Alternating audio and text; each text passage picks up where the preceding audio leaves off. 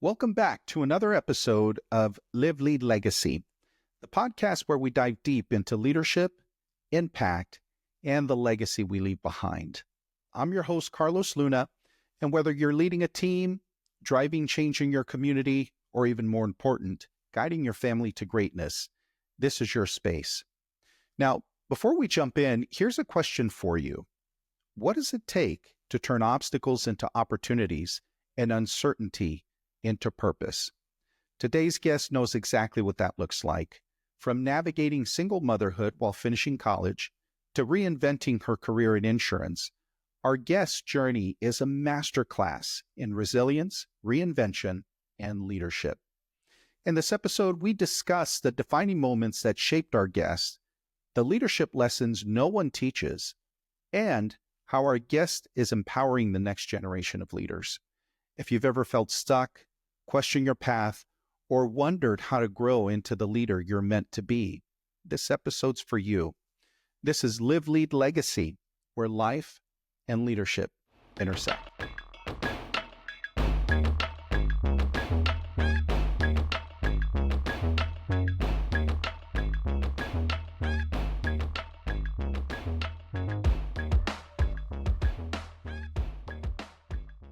Today, we have the honor of speaking with a truly inspiring leader, Shari Starkey, VP of Claims for Corvel. Shari's journey is one of resilience, transformation, and leadership at every stage of life. Growing up in a small town of St. Mary's, Georgia, she had no clear roadmap after high school, but knew she wanted something more.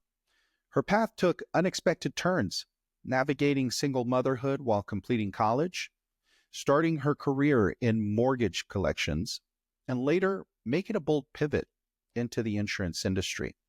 Through each challenge, Shari embraced change, continuously sought growth, and built a leadership philosophy centered on emotional intelligence, vision planning, and everyday leadership. Now, as a senior executive at Corvel, she's not only shaping the future of claims management, but also empowering others through mentorship, speaking engagements, and leadership development. In today's conversation, we'll dive into her defining moments, her approach to leadership in an evolving workplace, and the legacy she hopes to leave behind. Get ready for an insightful discussion filled with wisdom, authenticity, and practical advice for aspiring leaders. Shari, welcome to the Live, Lead, Legacy podcast. Well, thank you for having me, Carlos. Gosh, it's my pleasure. I've been meaning to get you on for quite some time now, but I know our schedules are often difficult to align, and I'm so glad we can make it work this time around. For our audience, you and I have known each other for a number of years, right? We've seen each other in passing at the various work events that we've seen each other at. It wasn't until recently, though, I would say a couple of years ago, that you and I really started to get to know each other. Through what I would consider to be one of those serendipitous moments that people experience in life. And, things just worked out the way they did. And you and I were able to spend a lot of time together, getting to know each other, getting to know each other's families, etc. Yeah. And so now here we are a couple of years later, and certainly consider you a friend in the industry, certainly somebody that I hold in very high regard. Likewise, that was such a fun day. We were up in a very small mountain town in Flagstaff, Arizona, right? And That's right. The airport there is evidently not that reliable. And the power went out at the airport, as I recall. After we had gotten on our plane, we were both headed back to Denver. And you, being resourceful the way that you are, we're booking like a car and then we were changing flights out of Phoenix so that we could get home that night to our families. And so it was, like you said, serendipitous to be able to get to know you and learn more about your family, and just had a really good conversation from Flagstaff down to Phoenix. So thank you for that, by the way. Oh, of course. What struck me after, but not during the experience, was that when the lights go off, when the electricity shuts down in an airport, everything shuts down. So I remember having a hard time even just getting the rental car company to agree to let me rent a car from them because they didn't have access to, their systems. They couldn't verify Right. whether or not I had actually rented a car. Yep. So it kind of brought to light in my mind how reliant we are on technology, right? And technology can 100%. be uber helpful. It can be extremely, helpful as it pertains to being more efficient. But boy, when something goes wrong with technology, it feels like the world just comes to a standstill, right? And we're just waiting for those systems to kick back on. And we're going to talk a little bit more about Yeah. technology a little bit later today, which is fun. And I love the experience that you've had in it. But, having this context behind us in terms of just getting to know each other, I want to know a little bit more about who you were as a young individual. You strike me as someone who, has always been very pleasant, very happy. I could be totally wrong there, but you strike me as somebody, that finds a way where there is no way. Why don't you tell us a little bit about, your childhood, growing Yeah. up into your teen years, and then certainly into your profession as we know you today? Sure. So, growing up, like you mentioned, I was in a little tiny town called St. Mary's, Georgia. It is as far east and as far south in Georgia that you can go before you hit Florida and the water. So, a beautiful place. If you haven't visited that area, it is definitely gorgeous. But what it isn't is a metropolis of business. Ah, So there's not a lot of business in that area unless you go to Jacksonville, Florida, which is about 60 miles away. Still not super thriving there. Definitely better than Southeast Georgia. But growing up, I grew up in a military town, so there's a nuclear submarine base in that town, and my family had moved there from the Washington D.C. area when I was 5, and as you can imagine, tiny little place with very quaint. You have the moss hanging off the trees, and it's just oh, gorgeous. wow. Oh, that Um, sounds beautiful. we had no red lights, and there were 2 houses for sale when my parents moved there. And one was by some railroad trucks, and they had 3 small kids, and they said no, thank you. There were not any builders in the area at the time, and the other one was on a road that had just been paved. So they picked the one that had the paved road and no railroad tracks, right? What's What I'm hearing you describe is kind of like the mix between, I don't know if you've ever seen the movie, the Hulk, the very first one. I'm a big movie guy, and so you'll okay? often hear me reference movies, but part of the scenery takes place in this remote town far away from metropolis, if you will. Yep. And it's quaint. There's not much there, lots of military families. So Yes. it's a cross between that and then certainly a cross between some of the stories that you hear nowadays, right? Where I'm thinking of the movie Cars, the Hmm. animated movie. I don't Yep. know if you've ever seen Yep. it or not, but they pull into that little route. What is it? Route The 66 six town. Yeah. town. And Hmm. there's one stoplight. You're saying there were no stoplights in your town. There So I'm were kind of none. picturing something like that. And there was a tree in the middle of the road. It's so funny because when you drive through little downtown, you see this old church and, colonial style houses there. And Paul Revere made the bell that's in this church, and Oh, super wow. cool, like lots of history there. It was a port for all different kinds of trade that was coming in back in the 1800s. So 1800s. So it's a very historically important town. And actually, they call it the second oldest city in the United States. It was second to St. Augustine, Florida. So lots of history there. But what's really cool about our backyard that I was going to tell you is my dad had this metal detector, and we'd be out in the backyard all the time because we'd find things like Indian arrowheads, Oh, and wow. we found a Spanish seal that we sent off to the University of Georgia to have authenticated, and it sure enough was a seal that goes into wax, and settlers and traders used to use it to seal their letters. So very cool area to grow up in. You mentioned, was I always happy? Yes, I've always been a happy kid, happy person in general. And I don't know where this intrinsic motivation comes from within me, but I was never a really go getter. both in high school. I did my work. I was not an A student. I was probably a B student, an occasional C. Got normal on my SATs and it could go to, state schools. I'm not going to Harvard here. So I chose a small, I was not at the University of Georgia size school person. I do like smaller communities, as seen even by the company I work at now. When I started working at Corvel, I think there were 2,500 employees. So now we're at 4,000, still not a huge corporation, big, but not 10,000 big, right? So I love that medium size feel. So I went to a school called Georgia Southern University. It was a great experience. I still didn't know what I wanted to do. A lot of people in my town either went to college or they joined the military, and I knew the military wasn't quite for me. But I also didn't know what I wanted to do at college either. So I got a really good degree in Spanish. I love it. Love it, right? It's great, except for I got a C. And so I speak C-level Spanish with lots of incorrect tenses. And but I do enjoy learning language. I do enjoy learning about culture. It is a passion of mine. When I was a junior in college, I was pregnant and decided to be a single mom. And that was a really tough decision.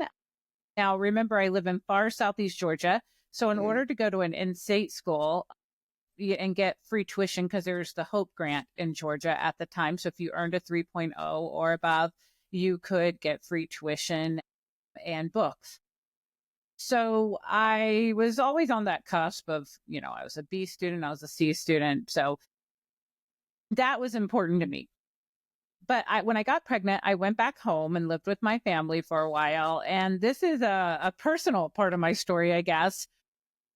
When I did that, my family is great. I love my family. There's absolutely nothing wrong with them. But when you're 21 years old, everything's wrong with everyone. So I don't know if you have ever experienced, my children, with a 22-year-old, sometimes you breathe wrong and they're like, hate you for it, right? So I did not want to live with my family, and I decided to move into this project that they have there, some subsidized housing.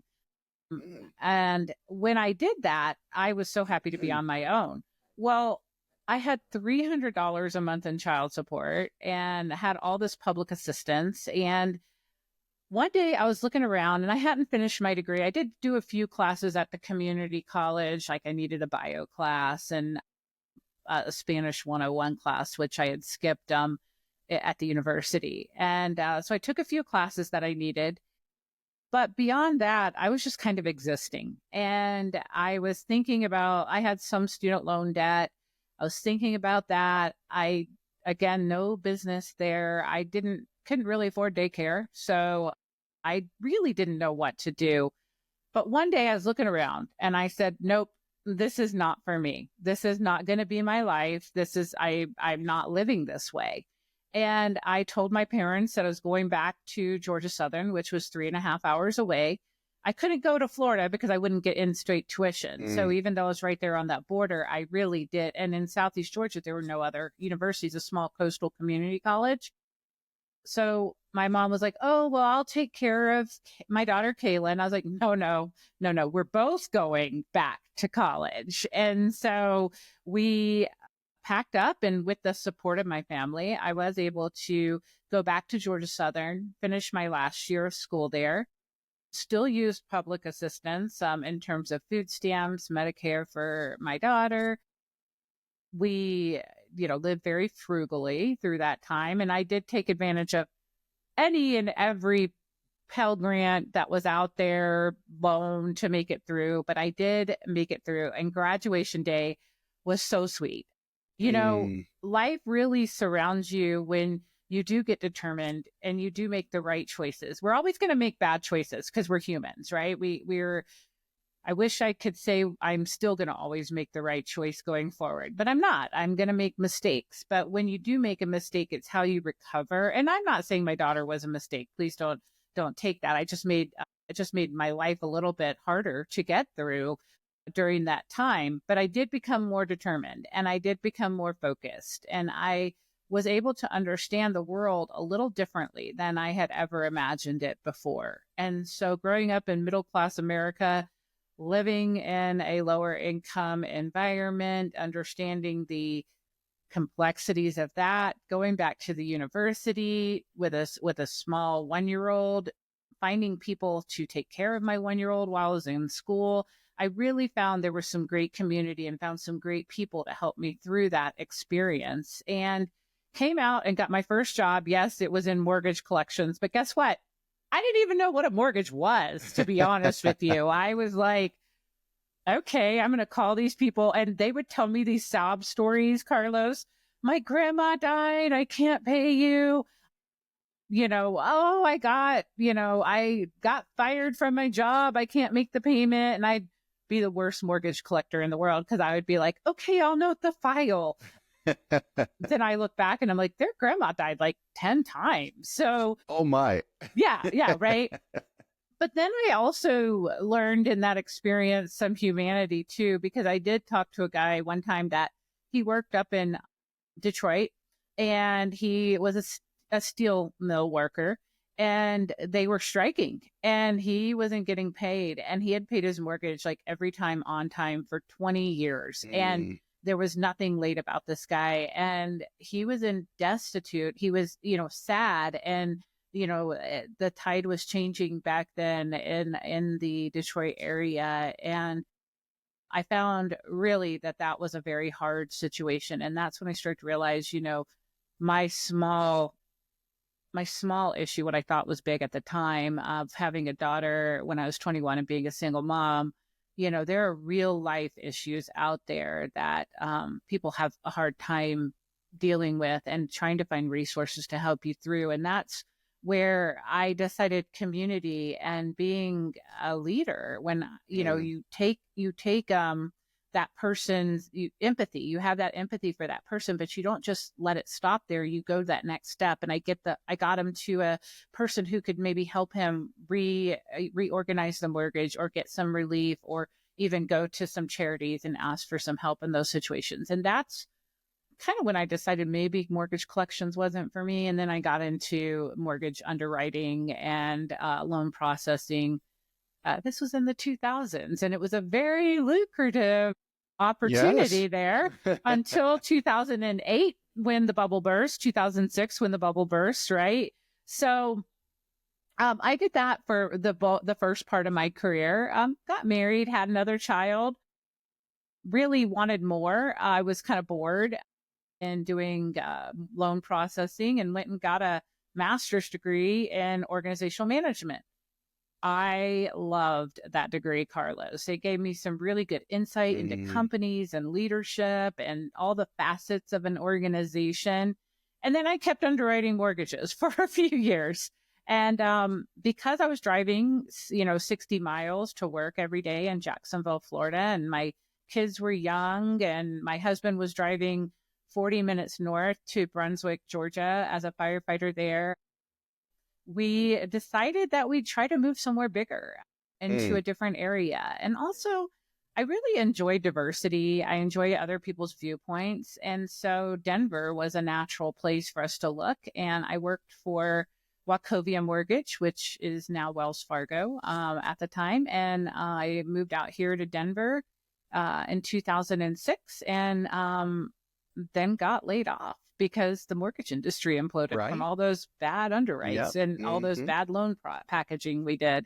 So met my neighbors like a good Southern girl does. And I baked some cookies and said, hey, neighbor, do you work outside your home? And the first door to my right, my neighbor worked in the work comp industry and said they were hiring people who didn't know work comp because they wanted to train them their own way. And that's how my change took off during that portion of my life. So that's how I got to claims. Oh my gosh. What a rich, rich story. I have to tell you, there are a couple of points in your journey that are very parallel to my personal journey growing up and into leadership. One certainly is, the experience with government assistance. Ever since I can remember, as a kid, my family relied heavily on government assistance, and that lasted up until probably my years in junior high. I remember the government cheese. I remember the food stamps. I remember all of that, which is really interesting. I didn't know that about you. Yeah. And I'm sure that, as some of the people are listening to this, some of them might be falling out of their chairs, right? Learning that about us, which is always fun, because you never know, what somebody's journey entails until you actually sit down and talk to them, right? Really start to listen about what experiences made them who they are today, right? The other thing that I am chuckling to myself that is also a parallel to me is your experience in the mortgage industry. I had a job, one of my first jobs in my college years was actually doing mortgage lending. A friend of mine taught me, the craft. I worked for a mortgage loan company here in Colorado. In fact, I want to say that the name of the company was called Pinnacle. Yeah. Maybe not. I can't Pinnacle remember, lending. but this was, long before the 2000s, I'm sure. And, it was a great experience for me. I learned a ton about people. I learned a ton about communication. I cut my teeth in sales, right? Because I was Yeah. talking to people in very high pressure situations, which served me very, very well along the way as I continued to grow in my profession. Just having that experience to talk to people about, sales transaction, I think from a senior leadership position, I believe, and this is just my own humble opinion here, but I believe that every senior leader should have some sort of, sales experience and be proficient in transacting, right? Be proficient in having those conversations. So anyway, got to giggle out of those two different parallels.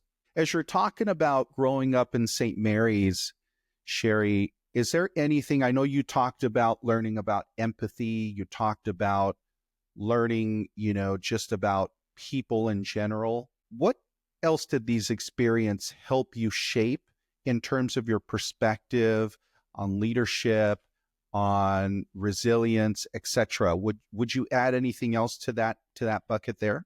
Yeah, I would. I would say that growing up in an area without a lot of diversity, with very conservative values, I would say, without understanding, I didn't have a good understanding of all of the diversity that is out there. I do appreciate people groups, what people go through. And I didn't realize that until I moved to Denver to fully understand kind of, we call it the Wild West out here, right? And people are much more open into acceptance. And that was one of the things that I really do enjoy about living out west in Denver in the culture. Empathy is one of the skills that I have to develop. Some people are naturally empaths. I'm not a natural empath.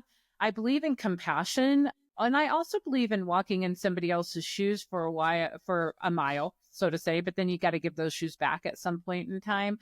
But I am much more empathetic as I've grown from a very closed, rigid, almost Bible Belt type of environment to an environment that's more open and understanding of the different situations that people face. And I think that's probably my biggest piece of the journey is understanding others where perhaps, if you're in the South, gasp the horror if somebody behaves outside of the norm, right? Or has a baby outside of wedlock, or, lives in the projects or the subsidized housing when their family is up, middle class.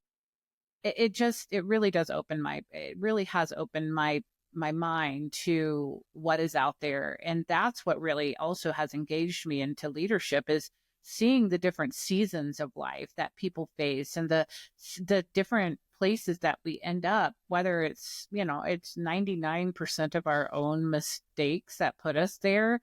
Life is, life is simple, but it's not easy. Making that right choice is not an easy thing sometimes. And giving people grace and understanding where they are and helping come along the side of them to make better decisions or to show a better way is probably my biggest thing that I've learned from that experience of living in the Southeast. And my family still lives there, and I do love to go back. I think it's a beautiful place.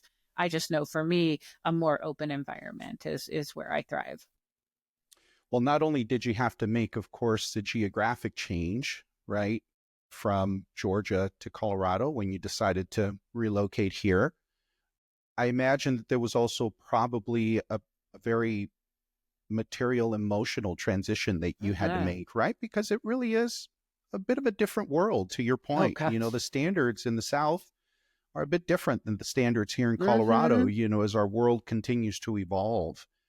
As you look back at young Shari, right? Young, optimistic Shari with your baby going to school, going to college, what was the most challenging part?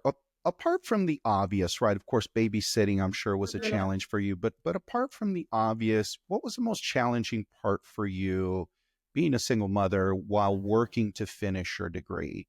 I think for me, I was in survivor mode. I just wanted to provide a better life for my daughter. There was a switch in my brain, from a young 20s in college, you know, living the college experience to now I'm switching to I have a daughter. I need to provide. And I had no idea, by the way, that food stamps continued when you're done with college or done with the I didn't know that Medicare, Medicaid continued. I thought once you had a degree, you had to get a job and everything ended, right? So I really was a very naive person.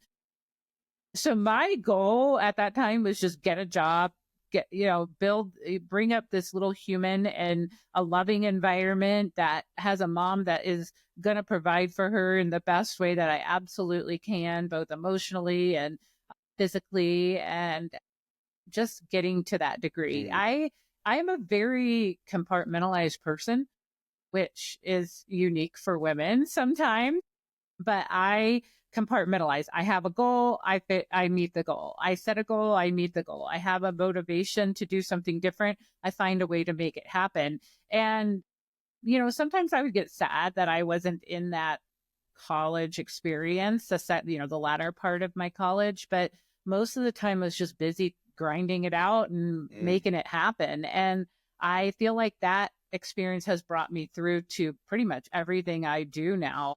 If it's something I want to do, if it's something I'm motivated to do, and then I'm going to grind it out till I get it done. And I love that. I do love that part about my personality. So, As I'm hearing you talk about just you being in survival mode, I often, having grown up in a single family environment myself, Shari, I often wondered, like, how would mom muster up the energy to go to three jobs, to, oh you gosh. know, still come home and make dinner for the Yeah. kids, right? Make sure that we're all safe.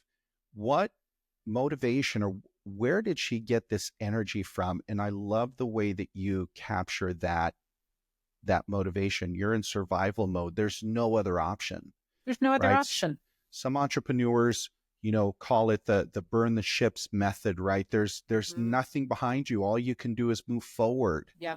And I love the way that you describe that, really making sure that it was up to you to provide for this little human, right? It was up to Hmm. you to make the boat move forward for you and for your daughter. And gosh, I hope that any individual out there that might be thinking that their situation might be bigger than them could be inspired by you and by your survival story, and be able to push forth. So thank you for sharing that. Yeah, thank you. I hope so. I think motivation it's a pillar of emotional intelligence. I didn't even know at the time that's what it was, but I think that when you have a goal, when you have that next step, that vision in front of you of what you want your life to be like, and you decide to to change what's not working and to embrace what is working, that's when change happens. So as you're looking around, if you're, I don't know, there's so many things. If you're spending money too much in one area, or you're surrounding yourself with people who have drama all the time, or your friends always want to go out and drink, but you know that you might consider yourself an alcoholic, or you might have some issues with substance abuse, and that's not the best thing for you. It's when you decide to change what's around you and what's going on around you, that's when you can change your trajectory. And I think that's the hardest part, in leadership, is leading yourself exceptionally well. One of the books I love is John Maxwell's 360-Degree Leader. And the first cornerstone of being a good leader is leading yourself exceptionally well. And that means making tough decisions for yourself. We hear about these CEOs who are making tough decisions for their companies, but the reality is you are your own quote unquote company. You have to make those tough decisions for yourself so that you can be successful in the future. If you have a goal, you got to cut out something that's keeping you from that goal. And for me, it was distraction. So I cut it out, and like I said, I put my nose to the grind and made it happen. And I think anytime I had that, I call it a welling up desire. I don't know if that is even a thing, but for me it is. Something wells up inside of me that says I need to change something. And so I change it. It's almost like being tired of being tired, right? Yeah, I'm sick and tired of being sick and tired. You just get fed up with the status quo, and it's time to move. You finally muster up that courage, that strength, that energy to move forward. I love it. I love it. Shari, you started off in mortgage collections at Bank of America. I imagine, you learned a lot just from, the sheer environment that you worked in, right? Just the complexity of collections. I think collections is one of the toughest jobs anyone could ever do. The complexity of working in a call center alone, that's a whole nother situation. Sorry to interrupt you. No, that's exactly right. Well, are there any lessons still that you would say, you know what, I actually honed that in and I picked that up while making collection calls at Bank of America that you still carry with you today that influence your leadership style? Oh, yes. People are individuals, and each individual has a circumstance, and it's not for me to judge how they got to that circumstance. And I think that with my leadership now, that's something I realized, that people look out for themselves. They do things for themselves. It's not about me. It's not about their mortgage company. They've got to self-preserve. And I think as leaders, as I go into leadership, what I find is when people tell stories that may not be true, such as my grandmother died 5 times as I look back, I don't take it personally. I know that people are trying to make it through their lives the best that they can. So when something happens in leadership, and something happens with, a colleague, or even, a coworker or somebody that reports to me, and it's not 100% truthful, I learn not to judge where they are or why they did what they did, because it wasn't about me or the company to start with. People are just trying to make it through their day-to-day lives. And the choices that they make are their choices. They have real consequences. But at the same time, I can understand that people who are in situations do things that are not necessarily the right thing, such as lying to your mortgage company about why your payment's late. I really believe now, looking back, people are in financial situations for a variety of reasons, some self-imposed or some imposed because of a strike that, they're facing. It's not for me to judge. It's for me to uphold the integrity of what my job is and look at them as a human being and understand with rational compassion about what's going on.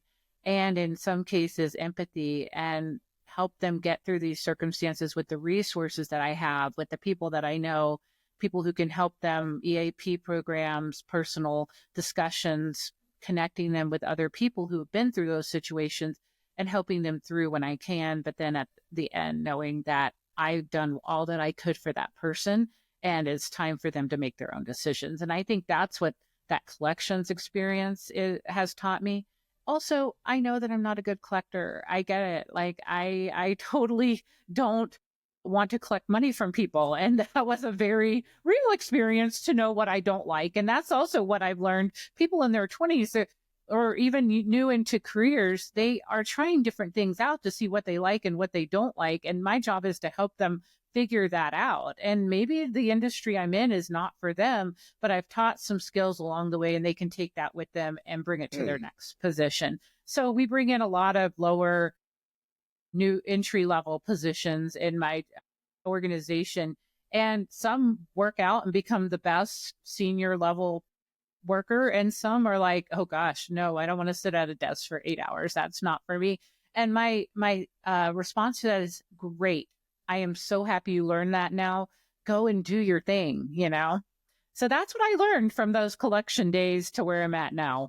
As you and I were talking, just massaging the discussion ideas for today, I picked up on something that you said, and you mentioned feeling like you were floating in life at times. And in your mind, Shari, how did you develop that self-awareness to recognize when it was time for a change? Well, I get bored, and being bored is not fun to me. And so when I have a situation where let me use this as an example. I got a master's degree before I could even use the degree. Honestly, I didn't have a lot of work experience behind me.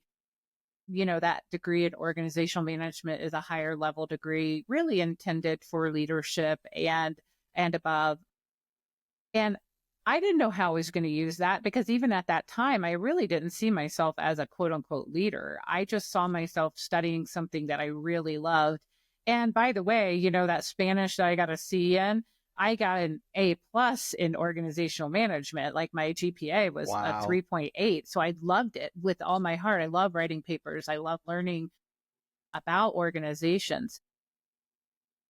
When I realized that, mortgage industry, I realized wasn't for me, was when I kept getting laid off and the industry imploded and I wanted something more stable. That's what drew that. The floating piece, I was working as an adjuster at a company, and I was getting frustrated with the processes, the policies, the way things flowed. I could see a better way to build the mousetrap.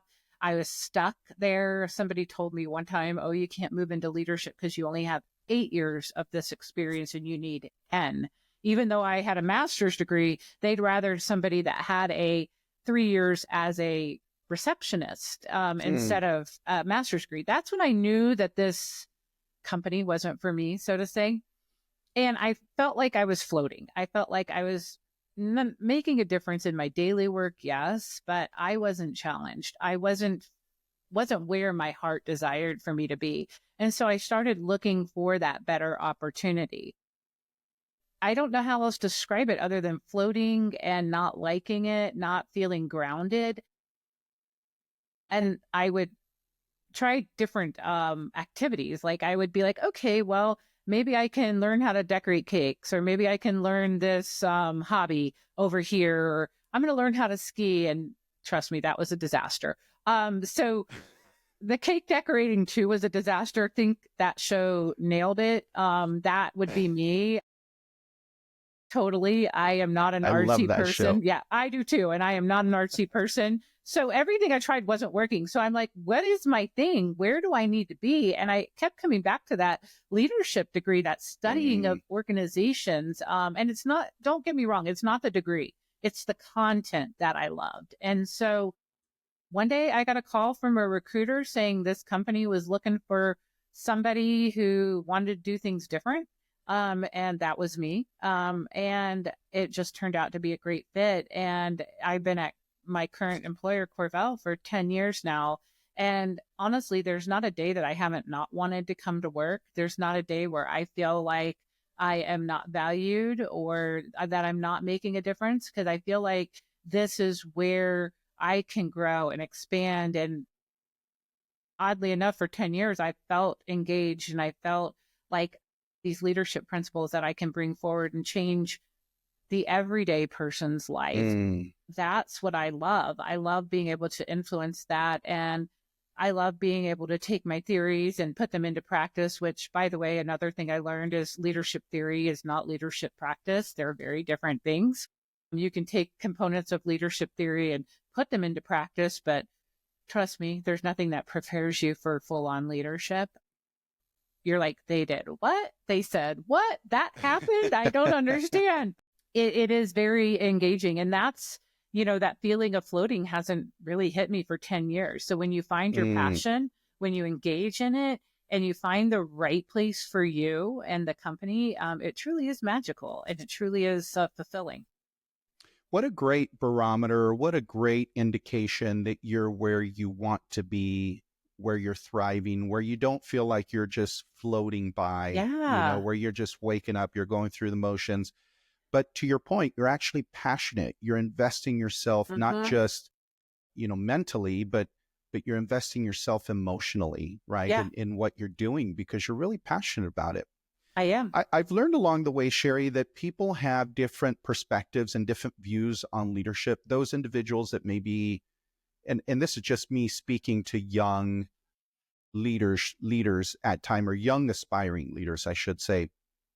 They view leadership as a position sometimes on the mountaintop, right? Sometimes as this position that's removed from, the day-to-day activities. And as you and I have gotten to know each other, you've used the term everyday leadership or everyday leader on a couple of different occasions. And I love the way that you say that, because it really puts leadership in the middle, right? And I don't know if you've ever heard of the concept leading from the middle. That certainly is my leadership style. I like to get into the trenches. I like to roll up my sleeves. I like to be engaged on the front lines. Certainly you can't do that all the time, but my personality is such that I actually enjoy it when I do it, and I thrive in that environment. As you emphasize the everyday leader model, Shari, share with us your example or an example of how an everyday leader plays out, right? How this plays out on a daily basis in your line of work. Well, first and foremost, I think you've got to understand the jobs that you lead. You have to have that knowledge of the roadblocks that they're facing, whether it be system issues or personality issues, or just, I don't know, family issues. You have to understand what the people you are working with, what they're going through, what they're facing. So one of the big things that I do is I try to know the craft exceptionally well. So, for example, I'm in workers' compensation. So I, was an adjuster for a long time, come to Corvel. I'm 10 years removed from the front line, but I still want to know how the upload process works for my claim assistants. I want to understand how long it takes to do certain tasks. I want to know where the system barriers are. I want to know what works really well.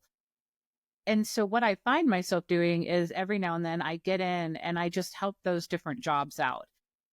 I help them out so that I can fully understand. Now, I fully understand that I am not a great compliance person. We have somebody who looks at medical records. They do a whole bunch of very detail-oriented work. That's not me, but I still have done it before. I understand the complexity of it. So I value them, because that's where you learn, and you learn how to what people go through. Every job is difficult. Every job leads to what we like to call optimal claims outcomes, getting injured workers back to work in their full capacity. And when you instill that in people and you understand what their job does to lead to that, you're then able to technically lead them very well. Now, it's not just about technical leadership, though, because sure, we've all worked for those people who can do their jobs very well. They understand the rules and regulations inside and out and can spit it out in 10 seconds when you give them a scenario. But what about the human factor of what we do? And that's where the everyday leadership comes into play. Leading, like John Maxwell says, leading up, down, and across. Everybody's, unless you're the CEO and chairman of the board, everybody is leading up, down, and across. And even as the CEO, you're still leading up to your board, right? Yep. That's So right. nobody is isolated in their positions. So when you can lead down, helping the people that are new to the industry, leading across, helping your peers, leading up, knowing how to work with your boss and their bosses, that's where true everyday leadership takes place. And Mm. I think it's two parts: technical skills and interpersonal skills. And that when they're married, that's where you get everyday leadership. That's wonderful, Shari. One of the coolest experiences I've had, certainly over the last couple of years, was attending your regional leadership team meeting Oh, out in yeah. Las Thank Vegas. you so much for coming And out. yeah, absolutely. And I have to tell you, and I mentioned this to you in Las Vegas after the meeting, that, gosh, I tip my hat to you and to your organization for listening to the needs of your leaders, Yes. and really thinking of a way outside the box to equip them, right? Mm-hmm. And I'm talking about equipping them with tools and resources to address potential mental health Mm-hmm. issues that come up in the workplace with team members, potentially with themselves. And you brought me in and another one of our mutual colleagues, Sandy Avina, shout out to Yes. Sandy out there, to address your leadership team, your regional leadership team. What has been, in your opinion, the most rewarding aspect of bringing this team together on a regular basis, spending time with them, equipping them? What has been the most rewarding part of that? Watching the team come together as a true team. So we are split up by states in what we do, and each state has its unique component of workers' compensation. But watching these leaders realize they're not alone in what they do, that everybody's kind of in the same boat. Maybe a little different story there, but we all are facing a workforce that is, you know, changing. It's changing, right? So five Mm-hmm. years ago, we all worked in the office. Now most of us are working from home. We can feel isolated. We can feel like nobody understands the complexities that leadership throws at us. We feel we feel like we're on an island. And when we came together at that, it was like a full 1 day leadership event, which, by the way, love my company and my boss. We are expanding that to a full 2 days this Oh, year, wow. and expanding the way we're looking at that, and the return on investment was huge throughout the year because people could connect with each other. If I was out, they knew they could connect with my other managers, or they contact each other. How do you meet this metric? How do you encourage? How do you motivate? How do you get people to come along when they're just not doing it right? And they've been able to intertwine themselves outside of their area, outside of their state, and really have that camaraderie across all the 7 offices that I run. So it has been a very good, positive experience for me. And watching people get excited about leadership. We did not do technical work at that Mm. leadership conference. We only did leadership skills. And we did a little bit of technical work in terms of understanding profitability, different things that our typical supervisors and managers are not working with. But I felt it was important to show the bigger picture. And when you start showing the bigger picture, their mental health Mm. improved and they felt connected to others. And we learned from Sandy what to say and what not to say. And I can see that even now intertwining in our daily lives when we're trying to identify people who are having problems. And, as a result of that training on mental health, we had an employee who really was suffering in their work product. And we were able to say, hey, what's going on? I think this is not your normal work product. Is there something else going on? And we were able to connect with them and dig deep and show that empathy and then the compassion, and then eventually give them the resources that they needed. I'd love to say they're still with us. They're not, but that was part of that process. They decided this isn't for me. I don't, my health is in jeopardy. My mental health isn't going well.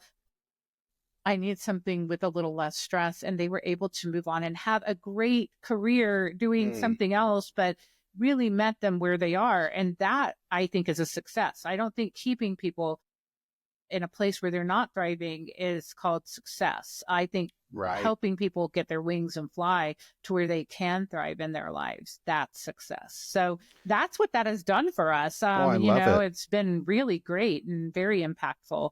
And to you and Sandy's point, while you spoke to maybe 12 people, it impacted over 150 people. So thank you for coming out and doing that. Well, it's our pleasure. And I have to tell you, I was very, very impressed with the format of the meeting. And you can tell that it was a genuine desire to invest in these leaders. Yes. By the hosting company. Thank Again, you. kudos to you and to your team to your leadership team for recognizing that and moving on it. It's one thing to recognize it. It's another thing to actually create the plan and spend the money to do it because you felt your leadership team was worth it. So, absolutely. Kudos to you. Thank you. And then I give that to my boss. My boss's name is Chris Lyons, and just amazing open ideas about what companies need to do to foster good results. And investing in people is where it's at. Because if you invest in your people, they're going to invest in your customers, your clients. And we're a for-profit agency. We work for profit. And when you invest in the right places, you get that return on investment. And like I said, we're doing it again this year. We're actually including another region in it. So we're going to have a 10-state representation at this next meeting. And I think we're going to probably hold it in Portland for 2 days. And it's really exciting. And we're putting out surveys again. What do you want to hear? Where do you need more training? Where do you need an outlet to talk about certain topics? And I'm so excited to see where it takes us this year. Well, good luck to you on the second annual. Yeah, that sounds awesome. A few weeks ago, I had the opportunity to sit down with a gentleman by the name of Dr. Tyrone Spears. He's the chief of risk in workers' comp for the city of Los Angeles. And he authored a book called Compassionate Leadership. And in the book, he talks about, and I'll put a link to that particular video here at the top if people want to check that video out. But in this book, he talks about essentially, leading with compassion, right? Leading with true care for others, for truly caring for the people that you're leading. Of course, being leaders over a business unit, over a business, in some cases, Shari, there does come a level of accountability for results and profitability, as you mentioned earlier. In your experience, how do you as a leader balance being results driven with fostering inclusiveness and a supportive work culture? You talked about this meeting that you're getting ready to plan for this year, the second annual for your leadership. How do you balance the two, being results driven and creating a culture that is supportive, that shows that you genuinely care for these individuals that you work with? I love that you brought that up because, I love leadership theory. And one person that I read that's out there a lot is Simon Sinek, right? You can see a lot of his videos on YouTube. He's got some really great books, really great leadership theory.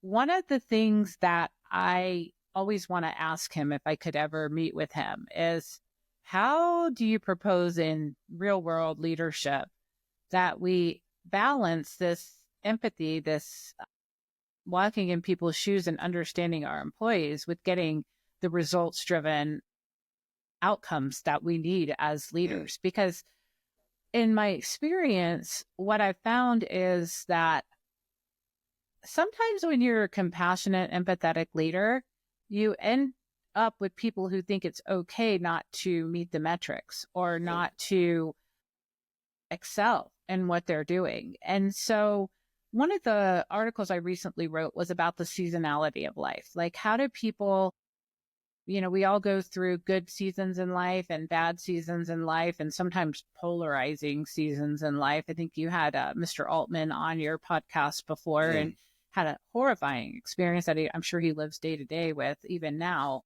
How do you come out of that frozen tundra and still move forward in life? You know, we all need money. We all need to work, right? Work is definitely about money, but it's also a little bit more than that. Work is where we find our escape from home, and home is where we find our escape from work sometimes.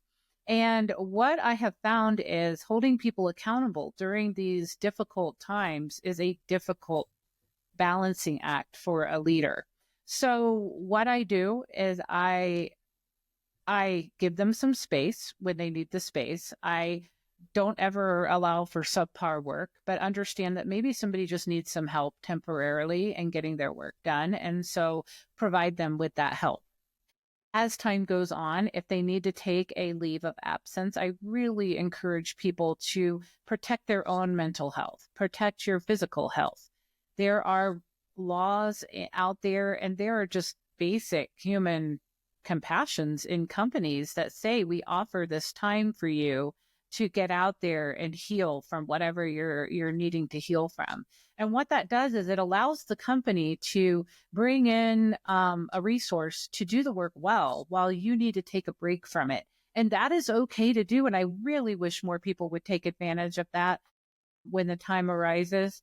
If after that we're still having, issues with accountability and excellence in the work that we're doing, then unfortunately that's when we have to sometimes utilize a performance improvement plan to help somebody come out of that I guess behavior that's not yielding the profits or yielding the results that we need.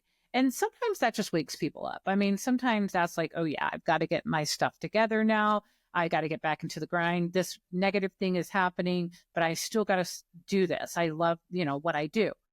And then sometimes it's time to part ways, like I told you about the other person that we learned through that compassionate leadership, that empathy, that it wasn't the best fit anymore. And that's okay too. So I think that's where, when you take this leadership theory of being extremely empathetic and understanding of our employees and ourselves, we have to also take into account that we are a for-profit company and that we do have to have the results, and people do need to work not just for their own financial needs, but for your mental health sanity too. I mean, I find work my break from home, and home my break from work. Mm-hmm. Again, I'm a compartmentalized person. Not everybody does that, which I fully understand, but that's where you've got to provide the resources to people so that they can move forward in life, whatever that looks like to them. It may be with your company still, and it may not be. And all of those options are all okay. As long as you've exhausted every resource you have as a leader and poured that into that person, remove the roadblocks, help them through, give them the resources. I think in the end, you can feel good about your decision. And if it is time to part ways, it is okay, as long as you've tried everything and objectively tried everything. And, not everybody sees it as that, but 99% of people come out better in the end when you have somebody that isn't meeting the standards and you've done everything you can to help them. It is okay. Yeah, no, absolutely. Sometimes creating that balance hinges on you being consistent with saying what you mean and meaning what you say, right? Because it creates that perfect balance. It creates that trust. And individuals feel that, when an expectation is set, it's not a soft expectation, it's an expectation that has to be met. Yeah. But they also understand you as a person, that there is depth to you, and it's not just, a leader wagging a finger or barking orders, so to speak, right, to get them to do something, but they understand that it's the need of the company, right? And it's what we all have to do together if we're going to succeed together. So creating that trust, I think, certainly will help build that balance that we're talking about. So as we're talking about trust, about building trust within your team, I see that as being a pretty material part of leading people. I don't think that you can quite lead people if they don't trust you. Right.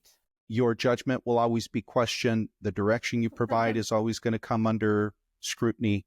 They really need to trust that, number one, you're competent, you know what you're doing, and number two, that you have their best interest at heart. Mm-hmm.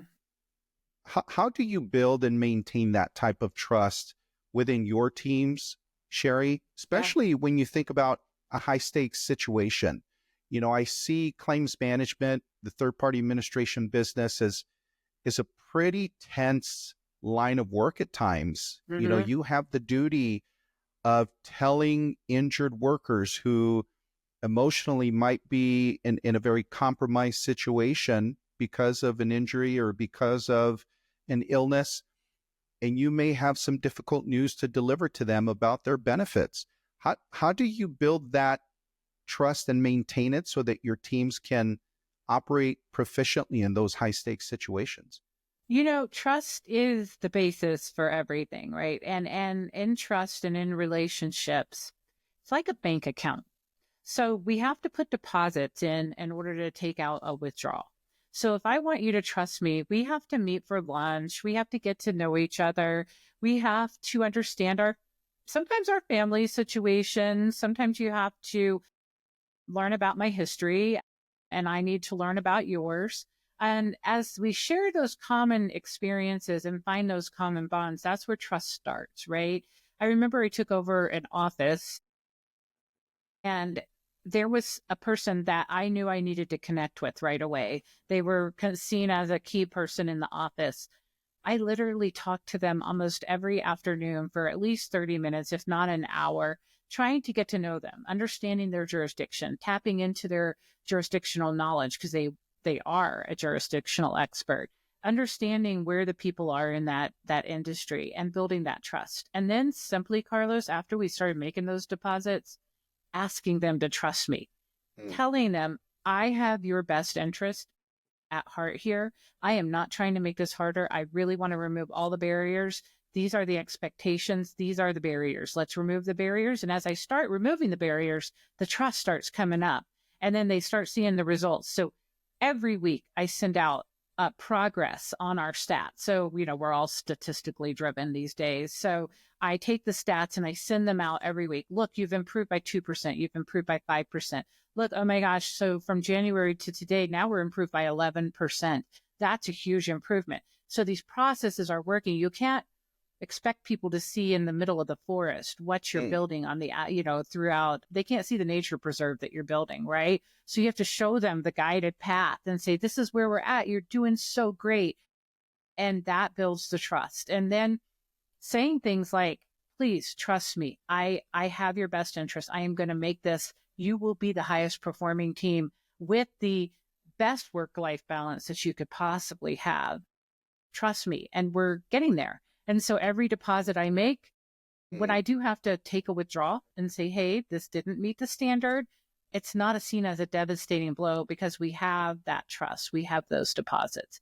And vice versa. When someone decides to come to me and say, Shari, I don't like what you're doing here, they have already put those deposits in with me so that I can know that that person has my best interest at heart. They don't want to harm me. They want to say, Shari, this isn't working for us. Sometimes I like to send data out a little too much to people. And my claims manager the other day said, Shari, this isn't very helpful. Can you stop doing it? And I trust him enough to know, yeah, okay, I'm being a little obsessive with this. I need to back off and let people do their work. And it was a great conversation where I could take that feedback and he felt comfortable enough giving me that feedback to tell his boss, back off a little.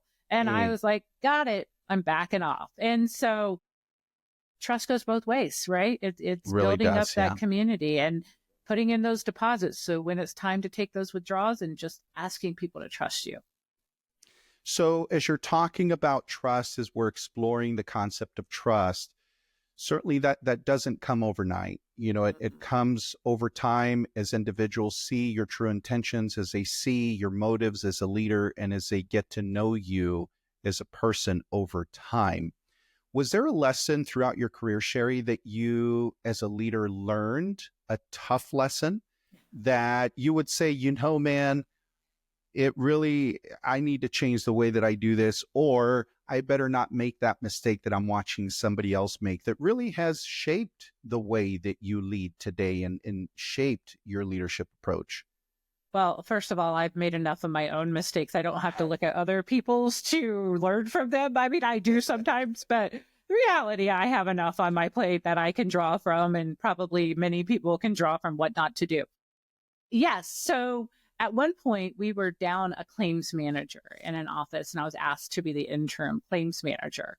Well, I did not take time to get to know the culture of that area. I am a very firm believer that culture in regions of the United States is really important. Like I told you before, the South is very different than Denver, and Portland is very different than Denver.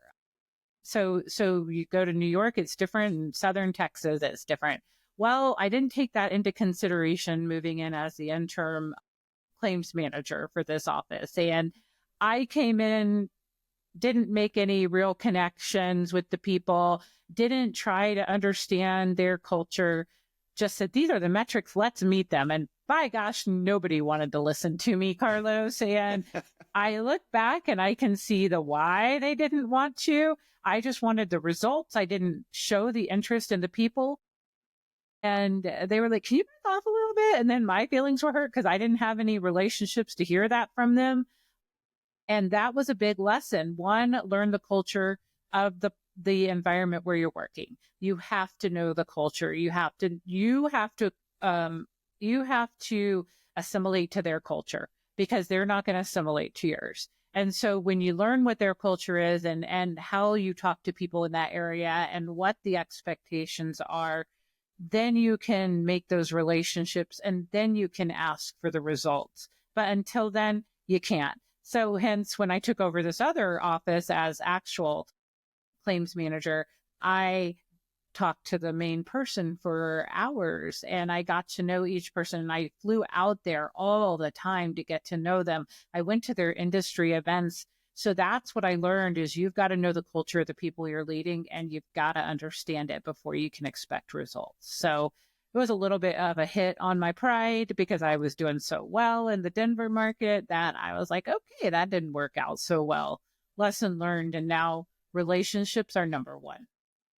I love those aha moments that you sometimes have as a leader. And, maybe individuals who don't sit in our seat, Shari, can't relate to this, but sometimes you feel like you're moving ahead, full steam ahead, things are smooth. You see the plan, you see the horizon, you're making progress. And then all of a sudden a deer jumps in front of you and smash, right? You just had this, oh my gosh, what is going on, right? And as a leader, it's incumbent upon you to take a step back, make sure everybody's good, assess the situation, figure out what's going on. And sometimes those are tough to deal with, because you're seeing the progress in your planning, you're seeing the progress in the goals that you've set. And man, you're absolutely right. It can give such a blow to your ego. It really takes professional maturity to be able to say, you know what, this is part of it. This is part of leadership. This is part of my personal growth. I don't believe that we ever reach that mountaintop that I described there's no earlier. mountaintop.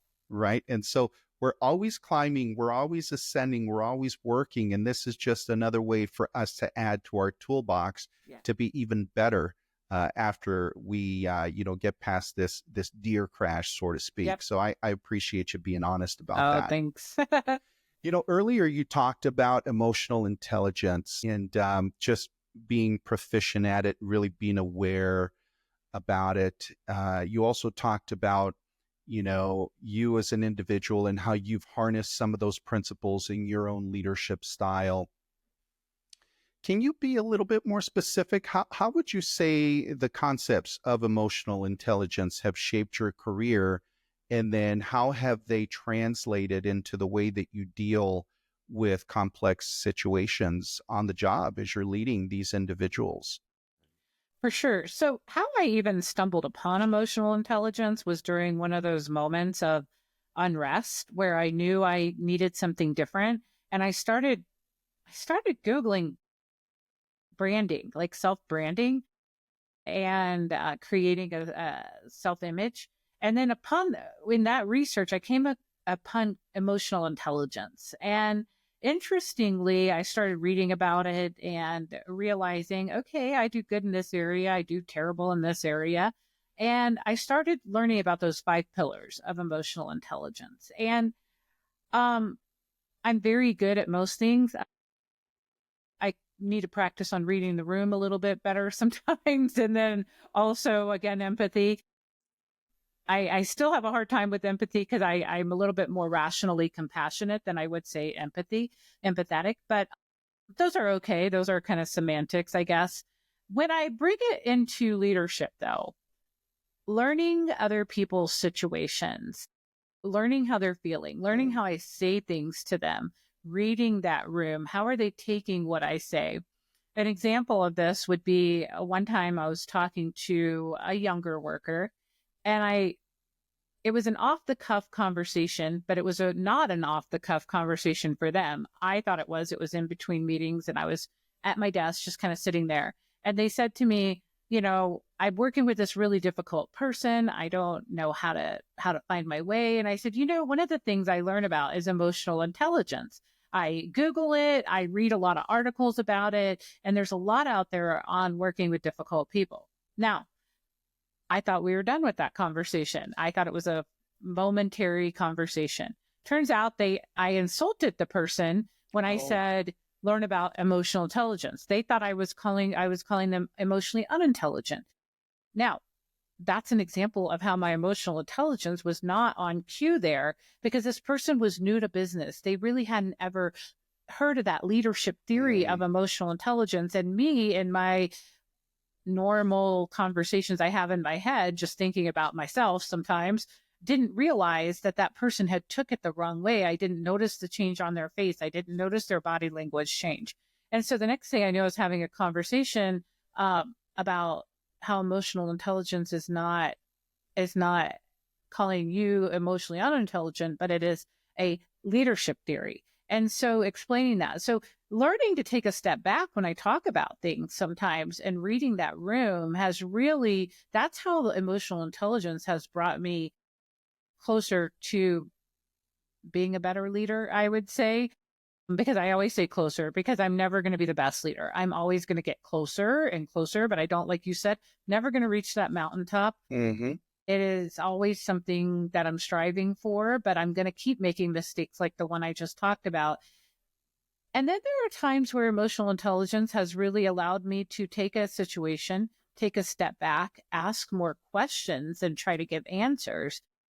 That was a situation where I tried to throw the resolution out without asking any more questions, and that could have gone a whole different way. So I think that's where emotional intelligence comes into play. It really helps me see what's going on in a bigger, broader manner, so that I know how to change myself to meet that person where they're at. Certainly you have younger leaders out there that are learning these new concepts, from, I'll speak for myself here, from some of us older leaders out in the industry. Shari, I joke a lot about, at one point, doesn't seem very long ago, I was the youngest guy in the room. I was and now just thinking that the other day. And now not so much, I'm not the youngest guy in the room.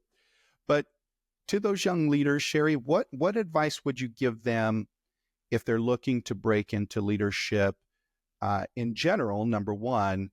But if you would speak specifically maybe to the young group of leaders in our industry, in the insurance industry, looking to break into these types of roles, what advice would you offer them?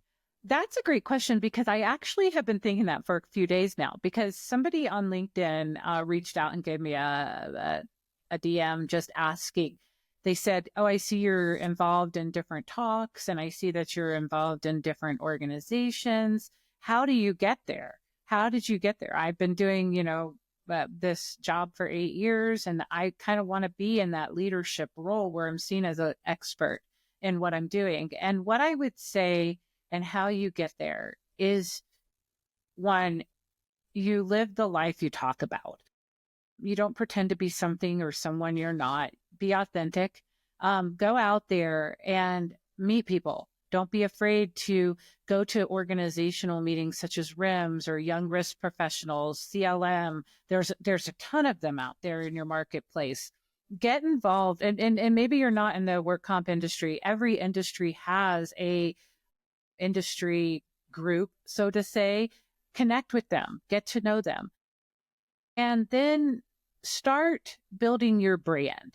You build your own brand. So if you're ever on LinkedIn or you see influencers through social media, they're building their brand, and talk about the things you're passionate about in an authentic way. It's when you're inauthentic that it doesn't work. But if you're talking through passion and passionate leadership, you will eventually get there. And the other thing I would have to say is study leadership theory. Understand the concepts. Like I said, we were talking about Simon Sinek earlier. Love his theories. Don't know how to put them in practice sometimes, but I love them. And I want to ask him, how do I put this in practice? John Maxwell's 360-Degree Leader, very, very practical book that you can lead up, down, and across. There are so many great short articles. Let's say you don't like to read. Short articles that are 2 or 3 minute read, podcasts like yours, Carlos. Get out there, learn about the different concepts of leadership, know your craft exceptionally well, and then apply it in your daily life. You don't have to have the title of leader to be a leader. We are all leaders, and you always start with leading yourself exceptionally well. Wow, that is great advice. I know that you teach at the CLM School of Leadership, Shari. I actually teach the 360-Degree Leader. Oh, yay. Oh, yeah. Perfect. Is there a lesson? I know you've shared so much wisdom with us today and just practical knowledge with us today. Is there like one lesson that you really try and impress upon your students through the CLM School of Leadership that you say, if there's one thing that you take away from this experience, this is what you need to take away? What is that golden nugget? Lead yourself exceptionally well. You can't control what's going on around you. You can't change what's unfair that you perceive as unfair going on around you. But what you have is your own integrity. You meet the metrics for your job. You be prepared when you meet with your boss. You be prepared when you meet with people on your that you're leading across and down to. Know what you're doing and do it well. Make tomorrow better than today by one small thing. You don't have to go out and run a marathon. You don't have to go out and be the leader, the head, the president of CLM. You just have to do your job very well to show that you are a true leader. It starts within you. And when you can get that going, that's when other things will start to fall in place. So that's my advice. I love it. Everyday leadership, right? Lead yourself exceptionally well. I love that. You should make a t-shirt out of that. I know, right? Have my own little meme. Hey, do it. So Shari, as 2020 came and went, 2020 was a crazy year, right? And it feels like since then, we'll call it the post-pandemic world. I know that sounds a bit dramatic, right? But it is. What has your perspective on leadership today? What does that look like? And I guess really the question that I'm trying to get an answer to here from you is, has the definition of leadership or a great leader changed in this post-pandemic era that we live in and are tasked with leading in? I think leadership has changed. The foundations of leadership hasn't, but how we apply them has. The effort it takes to meet people where they are and really get to know them has changed. Before, when I was in the office being a leader, some of the things I had to deal with on a daily basis was they're eating their tuna on the floor and it smells, or this person wore this perfume and now I'm having a reaction to it. Or, right. Oh my gosh, their shorts are too short and their shirt is too short. And I can't believe they came to work looking like a ragamuffin, right? You're like, oh my gosh, is this what I'm dealing with every day? I don't deal with those things anymore because a lot of us work from home. We have people working in different cities, different time zones. What I find now is the challenge is connecting with people, getting people to feel connected to their organization, getting people to feel connected with their teams. And that takes a lot more time and intentionality than seeing somebody every day in the office. And so I think leadership has changed that way. I think that I try to get my teams together in person, like we said, at least everybody once a year, and then regional, and then each state another time a year. And then obviously using forums like Zoom and teams to chat with, seeing people's faces. You still don't get to know them all the way, because in person you get to see those responses, and they, a lot of times on Zoom calls we're just like this, and that doesn't work. You don't get Right. to, people can control their faces. I think that has been a big change. The types of leadership, the types of communication that we have, and meeting people where they are is difficult, because you got to get them to open up. You can't see it in their day-to-day faces. There's no water cooler talk. And so trying to have those conversations has been a bit more of a challenge and a lot more effort than ever before. Well said. Shari, you've shared with us how you grew up. You shared with us your journey or pilgrimage to, completing your academic goals and achieving your MBA. It seems like you're thriving where you're at now, which is incredibly awesome. If you take all of that, you package it up as a leader, right? What legacy would you hope to leave behind in the industry, and then just in general as a person? What do you want that legacy to be defined as? I'm glad that you asked that. I'm going to grab this little plaque that my daughter gave me for Christmas, and this is the legacy I want to leave behind. I want to be a difference maker. And it's a dedicated individual who can make a big impact, even with small action or few words. Someone who improves the lives of others, who rallies or encourages others to propel themselves forward and bring about change. That's what I want to be. I want to be a difference maker in the everyday life of people. And sometimes that's big things, and sometimes it's very small things, and that's my legacy. That's what I want to do. I sometimes just sit back, Shari, and just for giggles, I think about different advice that I would give myself when I was 21. Obviously, hindsight's 2020, right? We've made a lot of mistakes, and we've learned a lot from those mistakes, and we've become, maybe not the most wise people in the world, but certainly wiser than our 21-year-old version of ourselves, right? If you could go back in a time machine, you're Marty McFly for a day, and you come across your 21-year-old self, young Shari, what advice would you give to her? Be confident. Be confident in yourself and who you are. Be confident in what you want to accomplish, and go for it. Just be okay with who you are. I don't have to run a marathon. You don't have to be, the president of a sorority. You don't have to do fantastic things right now. Every day, do something that makes a difference in people's lives, and just do it. Do nice things for people. Do nice things for yourself, and be kind to yourself. And know that it's going to be okay if you don't know what you want to do tomorrow. It's okay. Just figure out today. That's what I would tell myself. I love it.